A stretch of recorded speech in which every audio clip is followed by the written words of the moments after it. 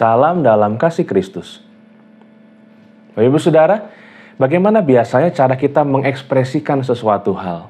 Misalnya perasaan tertentu, atau pengalaman tertentu, atau hal-hal yang memang sedang ada dalam pikiran atau dalam perasaan kita. Misalnya, ketika kita sedang mengalami hal yang menggembirakan, apakah kita akan dengan mudah, dengan gampang, dengan terbuka, ya, dengan spontan menunjukkan kegembiraan yang luar biasa itu, ya?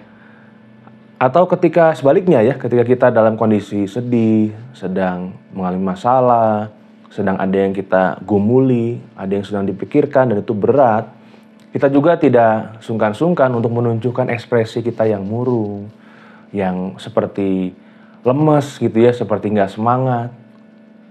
Ya, atau kita termasuk orang-orang yang nggak terlalu mengekspresikan gitu ya. Kalau gembira, kalau senang ya lebih kayak oke, senang tapi ya masih dalam taraf biasa aja. Kalau sedih juga begitu, kita nggak nunjukin. Nah, ada tipe-tipe orang yang baru menunjukkan itu ketika misalnya dia pulang ke rumah, tempat yang paling aman buat dia, lalu dia bisa mengekspresikan, baru bisa keluar tuh perasaannya. Gembiranya baru dia overnya di situ gitu ya, mungkin sampai teriak-teriak, sampai loncat-loncat karena senang gitu. Gitu juga ketika ekspresi kesedihan itu muncul, di luar dia bisa menjaga dengan baik, lalu ketika di rumah, ketika di tempat di mana dia paling aman, dia baru bisa mencurahkan semuanya, mungkin baru bisa menangis dan lain sebagainya. Kita termasuk yang mana, Ibu Saudara? Apapun itu, kita pasti punya alasan tersendiri. Ya, bagi saya, misalnya dalam konteks ini terasa ketika ini kita sudah mulai, ya, bagi yang senang dengan sepak bola, tentu juga senang karena ada sebuah event besar yaitu Euro, ya, 2024, Piala Eropa, turnamen yang diikuti sepak bola, ya, diikuti oleh negara-negara di Eropa yang berhasil lolos kualifikasi. Dan saya juga merasakan gitu, tentunya ada bedanya ya kalau saya nonton di rumah, di tempat yang nyaman, yang aman, di tengah keluarga saya, mengekspresikannya lebih bebas gitu, dibandingkan kalau di luar kan begitu ya. Bisa mengekspresikan kesenangan juga kekecewaan itu lebih terbuka gitu, lebih leluasa. Nah, Ibu Saudara, ketika kita terbiasa dengan berbagai macam cara kita mengekspresikan sesuatu, lalu ada sebuah pertanyaan besar. Bagaimana ketika kita mengekspresikan perasaan kita, rasa syukur kita, ketika kita sampai dengan saat ini masih merasakan pertolongan dan penyertaan Tuhan sebagai bentuk kasih setianya pada kita. Seperti yang boleh kita renungkan, kita baca dalam Mazmur 31 ayat 8 dan 9, ini Mazmur Daud ya Ibu Saudara. Dalam sebuah rangkaian perikop dengan judul yang sangat luar biasa, Aman dalam Tangan Tuhan. Ayat 8 dan 9 mengatakan, Aku hendak bersorak-sorak dan bersukacita karena kasih setiamu, sebab engkau telah menilik sengsaraku, telah mengetahui kesesakan jiwaku.